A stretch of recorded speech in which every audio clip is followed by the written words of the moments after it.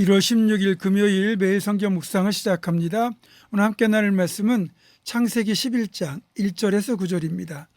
창세기 11장 1절에서 9절의 말씀을 제가 봉독합니다.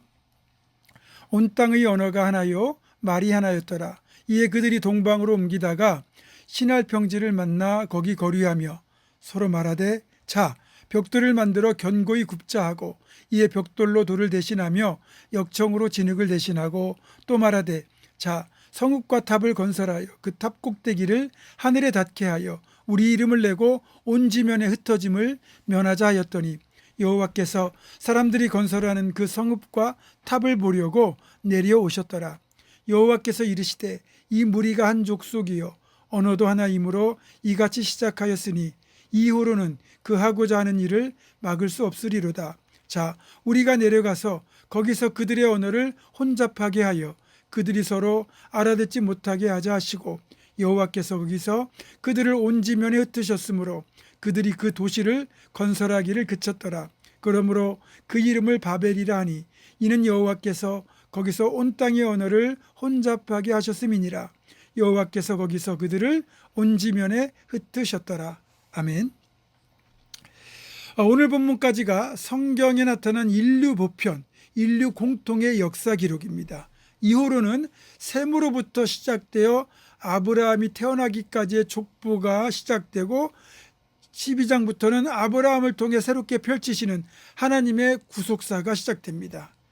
앞에 10장 25절에 보면 에벨의 시대에 세상이 둘로 나뉘었다는 사실을 알 수 있는데 에벨이 아들의 이름을 벨렉이라고 지은 이유가 당시에 세상이 나뉘었다는 부연 설명을 하고 있잖아요. 벨렉이라는 말이 나눔이라는 뜻입니다.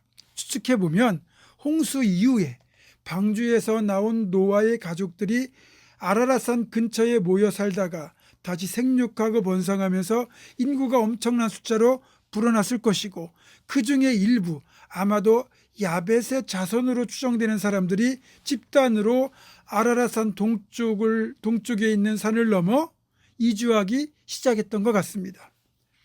홍수 이후라는 책을 쓴 김성일 장로님은 이때 아라랏산을 넘어가던 야벳의 자손들이 헤어짐을 슬퍼하면서 불렀던 노래가 우리가 부른 아리랑의 원조라고 추측하기도 합니다. 아리랑 아리랑 아라리요 아리랑 고개를 넘어간다가 원래는 아라랏 고개를 넘어간다였는데 이것이 아리랑 고개를 넘어간다로 바뀌게 된 것이고 그래서 우리 한민족이 야벳의 후예라고 주장을 하는 거죠. 어쨌든 이렇게 자꾸만 사람들이 떠나가고 흩어지니까 흩어지기 싫었던 사람들이 우리끼리 뭉쳐 살자. 그래서 시작한 것이 바벨입니다. 이들이 동쪽으로 이주하다가 신할이라는 평지를 만나서 거기에서 바벨을 쌓기 시작한 거죠. 자, 이들이 바벨을 쌓는 목적 중 하나가 흩어짐을 면하자라는 목적이었는데 왜 이것이 하나님 보시기에 악한 일이 되었을까요? 하나님은 사람을 만드시고 생육하고 번성하여 땅에 충만하라라고 명령하셨어요. 그런데 흩어지지 않겠다는 건 하나님의 이런 명령을 정면으로 위배하는 행위인 겁니다.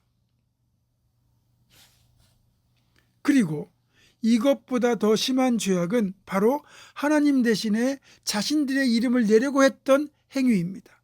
엄청난 교만인 거죠. 자, 성읍과 탑을 건설하여 그 탑 꼭대기를 하늘에 닿게 하여 우리 이름을 내고 온 지면에 흩어짐을 면하자 하였더니 잘 보세요. 흩어짐을 면하자 자체도 하나님의 명령을 거스르는 겁니다. 근데 그 목적이 또 하나가 뭐냐면 우리 이름을 내자요. 그리고 그 탑을 쌓아 하늘에 닿게 하자라고 선동하잖아요. 자신들이 하나님처럼 높아지겠다고 하는 지극히 악한 의도입니다. 그래서 하나님이 그 이름을 바벨이라 하고 사람들의 언어를 혼잡게 해서 흩으신 겁니다. 오늘날도요. 하나님 대신 사람의 이름을 내려고 하는 시도가 얼마나 많은지 모릅니다. 하나님을 아직 알지 못하는 세상에서는 자신의 이름을 내고자 하는 게 지극히 당연한 겁니다. 호랑이는 죽어서 가죽을 남기고 사람은 죽어서 이름을 남긴다고 할 정도로 이름을 내는 것을 사람들은 굉장히 소망합니다. 물론 그렇게 이름을 내는 분들 중에 겸손한 분들도 많이 있긴 하지만 자기 이름을 내는 것을 세상 사람들을 향하여 우리가 교만하다고 비난할 수는 없는 거예요. 하지만 우리 신앙인 교회만큼은 달라야 되죠. 총회장이 뭐고 노회장이 무엇이기에 서로 내가 하겠다고 달려드는지 모르겠습니다. 이 자리가 진짜 섬김의 자리, 희생의 자리, 명예나 권력은 주어지지 않는 자리라면 그렇게까지 서로 하겠다고 그렇게 달려들까요? 그리고 제가 보면 그냥 목사님이라고 부르는 것보다 노회장님, 총회장님 이렇게 부르는 것이 더 귀에 달콤한 겁니다.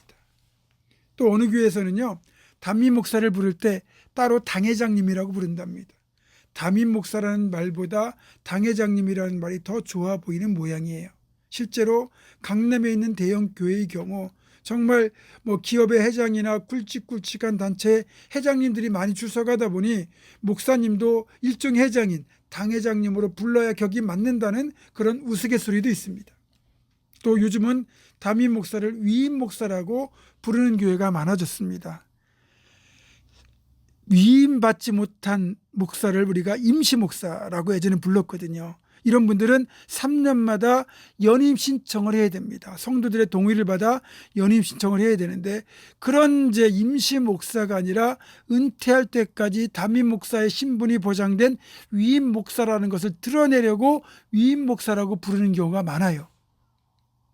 또 무슨 박사, 연구소장, 협회장 등의 타이틀을 내세우는 목사님들도 많은데 그렇다 하더라도 목사라는 이름만큼 명예롭고 복된 호칭이 어디 있겠습니까? 또 요즘은 워낙 과학이 발달하다 보니 하나님의 창조 질서를 깨뜨리거나 거스르는 행위도 많아요. DNA를 조작하여 우월한 유전자를 얻기도 하고 억지 교배를 통하여 특이한 동물이나 식물을 만들어내는 것도 어쩌면 하나님의 영역에 도전하는 또 하나의 바벨입니다. 하나님의 영역, 하나님의 주권을 침해하거나 하나님의 영광을 가르치는 교만한 일까지 모두가 바벨탑을 쌓는 것과 같은 범죄입니다. 오직 우리는 하나님의 주권과 통치를 인정하고 하나님 한 분의 영광을 위해 살아가야 되는 피조물들인 겁니다. 그렇게 우리가 살아간다면 하나님이 우리를 돌보시고 오히려 우리를 영광스럽게 하실 겁니다. 그런 우리가 되기를 주님의 이름으로 축원합니다. 기도하겠습니다. 하나님, 끝까지 겸손한 마음으로 하나님의 영광을 위해 살아가는 우리가 되게 하여 주옵소서. 절대로 교만하지 않게 하시고 절대로 하나님의 명령을 거스리는 어리석은 자 되지 않고 끝까지 나를 지키시고 이끄실 하나님을 높이며 살아가는 인생 되게 하여 주시옵소서. 예수님의 이름으로 기도하옵고 이제는 우리 주 예수 그리스도의 은혜와 하나님의 사랑과 성령의 교통하심이 내 평생 죽는 날까지 오직 하나님의 영광을 위하여 겸손하게 충성하며 살기로 굳게 결단하는 사랑하는 모든 성도들, 이들의 삶과 가정과 생업과 앞날과 우리 교회 위에 지금부터 영원토록 함께 하시옵기를 간절히 축원하옵나이다. 아멘.